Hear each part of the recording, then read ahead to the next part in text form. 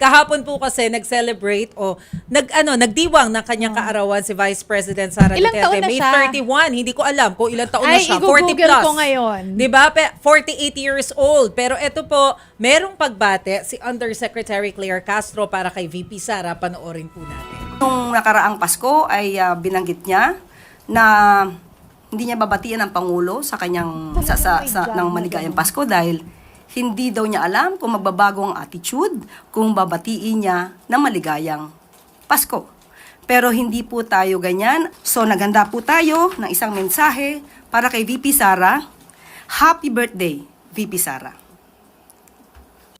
May effort. Oo, may talagang may Happy pinaprint na birthday. ganyan. Sabi nga no? nila, if you know, you know. Kung ano ibig sabihin nun. Yeah. Ano nga ba yung acronym ng if you know, you know? IYKYK. Yun. Ayun. Kung alam nyo, alam nyo. Ha, mga kapatid. Pero hindi lang naman yan na naging pahayag kanina. Meron pa tungkol dun sa kapatid. Oo, kasi maraming mga pasaring. Etong si Congressman Pulong Duterte na kesyo wala raw nagagawa ang administrasyon. Ito pong tugon dyan ni Yuse Castro. Mas maganda po sana manood siya ng press briefing, mga news, mainstream, state-owned media. Lumalabas po kasi na hindi siya updated, hindi nagbabasa, hindi nanonood ng news. Nakakaawa naman.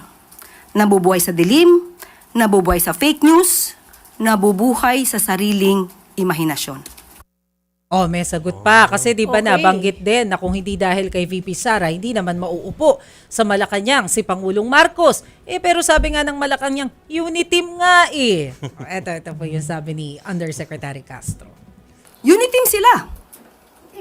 Hindi mo pwedeng sabihin na ito ay dahil lamang kay Pangulong Marcos Jr. o dahil lamang kay Vice Presidente. Unit team. Ibig sabihin, nagkaisa sila. Ngayon, bakit ibinibigay lamang sa Pangulo ang mandato? Pangulo po siya eh. Pangalawa, sino po ba nagtatrabaho? At sino po ba nagbabakasyon?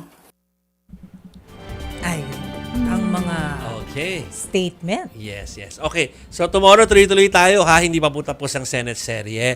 Aside from yung ating pagtutok ngayon doon sa kaso naman ni Senator Jinggoy.